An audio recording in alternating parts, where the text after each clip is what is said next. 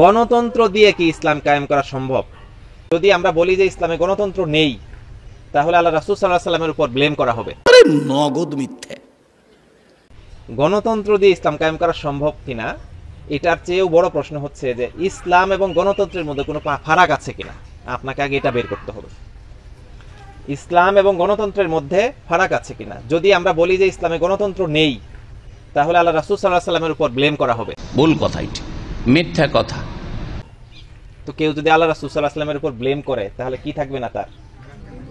আমানতু বিল্লাহি ওয়া মালাইকাতিহি ওয়া কুতুবিহি। তাহলে রাসূলকেই আমরা কি করলাম? অস্বীকার করলাম। কোরআন এবং হাদিসের অপব্যাখ্যা করলো। ভুল কথা, এটি মিথ্যা কথা। এর উত্তর হচ্ছে যে, আর এই ফতুয়া মওদুদী সাহেবের প্রথম ফতুয়া এইটাই যে জমহুরিয়াত, ডেমোক্রেসি কুফর। এইটি অনেক কিতাবে তিনি লিখেছেন, তার অনেকগুলি বই পড়েছে, রাসাইল মাসাইল, তারপরে আরো বহু কিতাব যেগুলিতে তিনি স্পষ্ট বলেছেন। তারপরেও তার ভক্তরা আজকাল লোভ সামলাইতে না পেরে তাড়াতাড়ি যেতে হবে, তাড়াতাড়ি যেতে হবে, আর তাড়াতাড়ি যাওয়ার চেষ্টা করতে গিয়ে ব্যর্থ আজকে। হ্যাঁ, জুলমের শিকার। যে গণতন্ত্র জায়েজ নাই, কেন গণতন্ত্র দিয়ে এক সাইডে ইসলামপন্থীরাও আসতে চায়, যে নারী যাবে তো আমরাও যাব। অথচ যারা দুনিয়ার রাজনীতি করছে তাদের বিষয়টি ভিন্ন, তারা দুনিয়ার গরজে করছে। ইসলামের দোহাই দিয়ে কেন এই হারাম না যায় আপনার ইলেকশনে যাবে, এটা হচ্ছে বড় ধরনের প্রশ্ন। কারণ ইসলামকে ভেঙে খাচ্ছে এরা। সুতরাং ইসলামী গণতন্ত্রের নামে কোন গণতন্ত্র নাই, এইরকম গুমরাহিতে থাকবে না। এটি বড় একটি বিদাত, এবং বরং এটি একটি কুফরি মতবাদ যে গণতন্ত্র।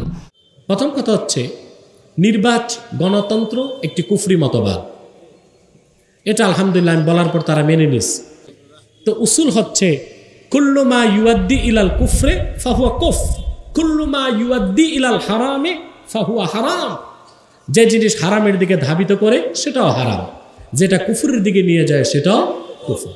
হ্যাঁ, জোর জবরদস্তি চাপিয়ে দিলে কিংবা ওজোরে নাজায়েজ মনে করে কিছু সময়ের জন্য করা, ওইটা ওজোর, ওইটা ভিন্ন। আদর্শ হিসেবে গ্রহণ করা যাবে না, ইবাদত মনে করা যাবে না। আচ্ছা, বর্তমান পরিস্থিতিতে বাংলাদেশে ইসলামী হুকুমত কায়েম করার পদ্ধতি কি? ইসলামী হুকুমত কায়েমের জন্য ইসলাম মৌলিক যে পদ্ধতি দিয়েছে তার একটা হচ্ছে কেতাল, জিহাদ ফি সাবিলিল্লাহ, আর একটা হচ্ছে দাওয়াত। তো বাংলাদেশে যেহেতু লাখ লাখ মুসলমান, সরকারে বিরোধী দলে প্রচুর মুসলমান নেতা নেত্রী আছে, লাখ লাখ মসজিদ আছে, মাদ্রাসা আছে, আমরা এখানে দ্বিতীয় পদ্ধতিটাকেই শ্রেয় মনে করছি আপাতত। সেটা হচ্ছে দাওয়াত। সেটা কি? দাওয়াতের মাধ্যমে আমরা মানুষের সামনে তুলে ধরছি যে গণতন্ত্রের মাধ্যমে পৃথিবীর কোথাও ইসলামী হুকুমত কায়েম হতে পারে।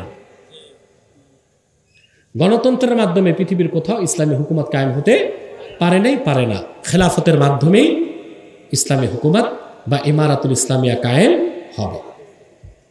কথা বুঝতে পেরেছেন? ইমারাতি ইসলামিয়া কায়েম হতে খেলাফত লাগবে, এর কোনো বিকল্প নাই। দ্বিতীয়, আপনাকে দাওয়াতি কাজ করতে হবে। কি কাজ? মন্ত্রী, এমপি, মিনিস্টার, সচিব, প্রফেসর, ডাক্তার, ব্যারিস্টার সবার কাছে এ দাওয়াত পৌঁছাতে হবে যে ইসলামী হুকুমত হচ্ছে শ্রেষ্ঠ, আর ইসলামী হুকুমত কায়েম করতে হবে রাসূল করিম সাল্লাল্লাহু আলাইহি ওয়াসাল্লাম ১৫০০ বছর আগে যে তরিকা শিক্ষা দিয়েছেন, সেই তরিকায় খেলাফতের আদলে। ঠিক কিনা বলেন? আমরা এই দাওয়াতি কাজ করে যাচ্ছি। তারপর আমরা এটা বলি না যে ইসলামের ব্যানার নিয়ে কেউ নির্বাচন করতে পারবে না, এটা আমরা বলি না। আমরা বলি এটা হালাতে এদতেরার। এটা কি? যেমন আপনি সুন্দরবন গেছেন ঘুরতে, পথ হারায় ফেলছেন, খাবার দাবার নাই, দেখছেন একটা মরা হরিণ পড়ে আছে, জীবন বাঁচাতে আপনি মৃত হরিণের গোশত খেতে পারবেন। কতটুকু জীবন বাঁচাইতে দরকার, কিন্তু হারাম মনে করে হালাল মনে করতে পারবেন না। অথবা আপনি যদি বৃহৎ স্বার্থে তাগুতকে প্রতিরোধ করতে, কিংবা ইসলামের পক্ষে তো বিল পাস হবে না, বিপক্ষের বিল পাস ঠেকাতে ওজোর হিসেবে নির্বাচনে যেতেও চান, সেটাকে জায়েজ মনে করা যাবে না, হালাল মনে করা যাবে না, ইবাদত মনে করা যাবে না। আমাদের বক্তব্য স্পষ্ট, একবার হাজারবার বলছি।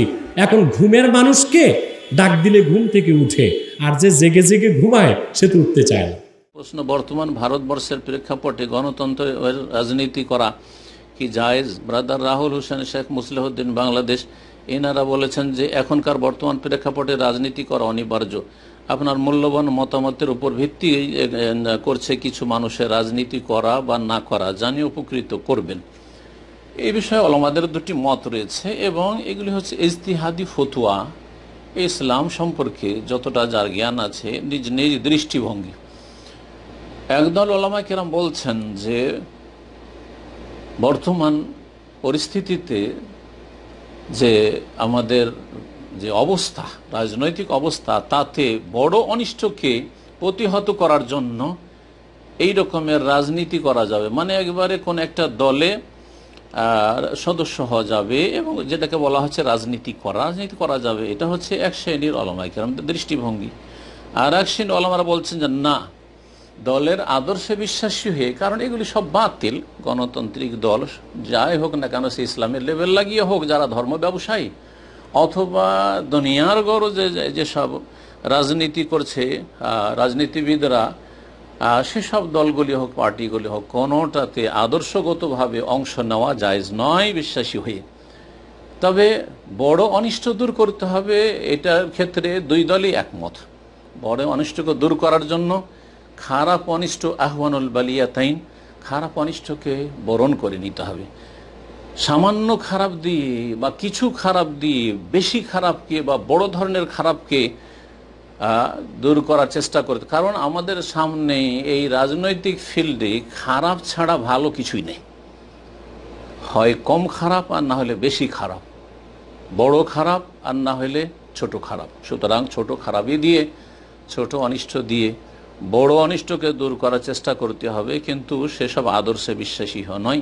সাময়িকভাবে যারা ইসলাম মুসলিমের বড় শত্রু, ওই রকম দলগুলিকে প্রতিহত করার জন্য, দুর্বল করার জন্য এবং সরিয়ে দেওয়ার জন্য, যে দলগুলি নিরপেক্ষ দৃষ্টি রাখে এবং মানুষ হিসাবে বিচার করে, মুসলিম হোক আর অমুসলিম হোক সকলকে একই দৃষ্টিতে দেখে গণতান্ত্রিক পদ্ধতিতে, সেসব দলের সাথে সহযোগিতা করা বাঞ্ছনীয়। আল্লাহ তাআলা আলাম। তবে আপনি যে বলতেছেন দল করবেন, দল করে পলিটিক্স করে আপনি ক্ষমতায় যাবেন। আপনি ক্ষমতায় গিয়ে আপনি ক্ষমতায় যখন যাবেন, ক্ষমতায় যাওয়ার পরে আপনি শিক্ষা ব্যবস্থা পুরোটা চেঞ্জ করলেন। আপনি যে আমরা ক্ষমতায় আসলাম, এখন পুরো শিক্ষা ব্যবস্থা চেঞ্জ, পুরো আইন ব্যবস্থা চেঞ্জ, পুরো সংবিধান চেঞ্জ। বাংলাদেশে 300 আসনের মধ্যে যদি আপনি 290টা আসনও যদি পান, কয়টা আসন? 290টা। এগুলো তো কিয়ামত এটা হয়ে আরেকটা হইলেও সম্ভব না। এটা দুনিয়ার ইতিহাস, আরেকটা দুনিয়া শুধু 8 দিয়ে হলেও সম্ভব না এটা।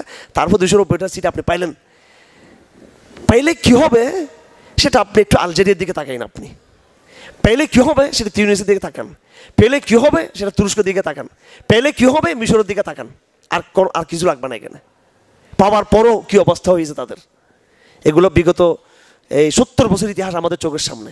আর আমার জন্ম 50 বছর, প্রথম 5 বছর হুস্টুস ছিল না, 6 বছর পরে তো এই 45 বছর তো মোটামুটি বা অন্তত 40 বছর তো সব জানা আছে কি হয়েছে পৃথিবীতে, যে ঘটনা ঘটছে।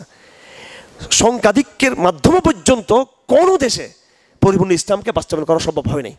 কারণ এটা যেহেতু নাম, আপনি আসছেন তো গণতন্ত্রের মাধ্যমে, গণতন্ত্র মানে মত প্রকাশের স্বাধীনতা। 50 জন লোক দাঁড়িয়ে যাবে, আমরা সমকামীতে চাই, আপনি সেটা বাধা কেমনে দেবেন? এটা গণতান্ত্রিক অধিকার নিয়ে আসছে। সংসদ দাঁড়িয়ে ওই 10 জন চিৎকার দিয়ে বলবো আমরা মানি না।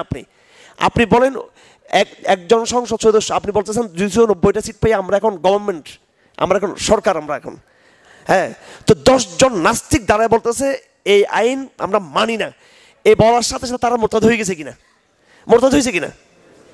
হয় নাই নাকি? হ্যাঁ, আমাদের সরকার, জামাত ইসলামী, হেফাজত ইসলাম, আরও যত ইসলাম মিলে আমরা 290টা সিট পাইলাম। এরপর আমরা কোরআনের সংবিধান ঘোষণা দিলাম। আমাদের প্রধানমন্ত্রী আমিরুল মুমিনিন কি হবে তখন? হ্যাঁ, শফিক সাহেব অথবা আমাদের মহিবুল যে আমিরুল মুমিনিন ঘোষণা দিল, আমিরুল মুমিনিন তো না, আমিরুল ইসলামিক গণতন্ত্র এটা ঘোষণা দিলেন, দিয়ে যে আমরা ইসলামী রাষ্ট্র করলাম। ওই সংসদে মাত্র 10 জন আছে, এরা ওই 10 জন বা 5 জন চিৎকার দিয়ে বললো যে কি, ওই যে রুমিন ফারহানা ঢুকছে, 5 জন ছিল, এরা কাউকে চিল্লে তো এরা, ঠিক আছে। এটা ওই যে গত ইলেকশনে এরকম আমাদের 4-5 জন ঢুকলো, চিৎকার দিল। এখন ইসলামের বিরুদ্ধে যখন এরা বিরোধ করবে তার ইমান থাকবে কিনা, তাহলে সে প্রকাশ্যে মোরতাদ। এই সংসদ কি সক্ষমতা রাখে ওই মোরতাদের শাস্তি দেওয়ার জন্য? এর আগে ক্লিয়ার করেন আপনি। 290টা সিট পাইয়ে আমি প্রধানমন্ত্রী এবং আমাদের আদনান প্রেসিডেন্ট, ঠিক আছে, তারপরে এখানে স্বরাষ্ট্রমন্ত্রী, আর সব আমরা এর পুলিশের আইজিপি, ওটা র্যাবের প্রধান, ওইটা ডিজিএফের প্রধান, এটা এনএসএ, আমরা সব ক্ষমতার মধ্যে। আর 290টা সিট, 295টা সিট আমাদের, 295টা। পুলিশ আমাদের, আইজিপি আমাদের, মিলিটারি আমাদের, আমলা আমাদের, সচিব আমাদের, সব ভিসি আমাদের, দুনিয়া আমাদের, সব আমাদের আমাদের আমাদের আমাদের আমাদের সব। ওই সংসদে দাঁড়াইয়া 3 জন বলছে এ আল্লাহর আইন মানি না মানি না মানি না। ওরা কিন্তু মেম্বার অফ পার্লামেন্ট। এই সরকার শক্তিশালী 295টা আসন পানে বলা যারা পাইয়েছে, এই সরকার কি ওই মোরতাদের শাস্তি দিতে পারবে? তাহলে বোঝা গেছে এই গভর্নমেন্টটা ইসলামী গভর্নমেন্ট না, এটা সম্ভব না এটা, ঠিক আছে। এটা বুঝে আসবে না, কারণ এগুলো আমরা দুঃখিত মুসলিম উম্মাহ, আমরা প্রতারিত একটা জাতি। এখন আমাদের অনেক ভাইরা মনে করে যে হারুন সাহেব গণতন্ত্রের বিরোধিতা করে, সেজন্য উনি যুদ্ধের ডাক দিয়েছে। আমি যুদ্ধের কথা বাংলাদেশে বলি না। আমি গণতন্ত্রের বিকল্প যুদ্ধ না, গণতন্ত্রের বিকল্প হচ্ছে কি দাওয়া ইলাল্লাহ। মুসলিম দেশে গণতন্ত্রের বিকল্প 2টা, একটা হলো কাতাল ফি সাবিলিল্লাহ, জিহাদ ফি সাবিলিল্লাহ, এটা জায়গা মতো, এটা সাপের মাথায়। আর গণতন্ত্রের বিকল্প মুসলিম বিশ্ব হচ্ছে কি দাওয়া দেওয়া, সমাজ বিপ্লব। সংসদে দাঁড়িয়ে এরা আর তো বিরোধিতা করার লোক নাই, সব তো শরীয়তপন্থী লোক। কিন্তু শহীদ মিনারে শহীদ মিনারে গিয়ে দাঁড়িয়ে বলবে যে আমরা শরিয়া মানি না, 5 জন লোক দাঁড়িয়ে বলবে। অধিকার আছে কিনা গণতন্ত্রের রাষ্ট্রে? আছে কিনা? হ্যাঁ, কারণ আপনি তো গণতন্ত্রের মাধ্যমে আসছেন, আপনি তো গণতন্ত্রের মাধ্যমে আসছেন। গণতন্ত্র রাষ্ট্রের রাস্তায় দাঁড়িয়ে যে কেউ আপনার এই সরকার গভর্নমেন্ট বিরোধিতা করতে পারবে। সে মানববন্ধন করবে যে সংসদে এই শরিয়া আইন পাশ হয়েছে, আমরা এটা বিরোধিতা করতেছি। ওই 5 জন লোককে ধরে ইসলামী রাষ্ট্র মোরতাদের শাস্তি তাদের উপর প্রয়োগ করতে পারবে? এই রাষ্ট্র পারবে? 300 জন সংসদ সদস্য পারবে? বলেন, হ্যাডাম আছে এটা করার?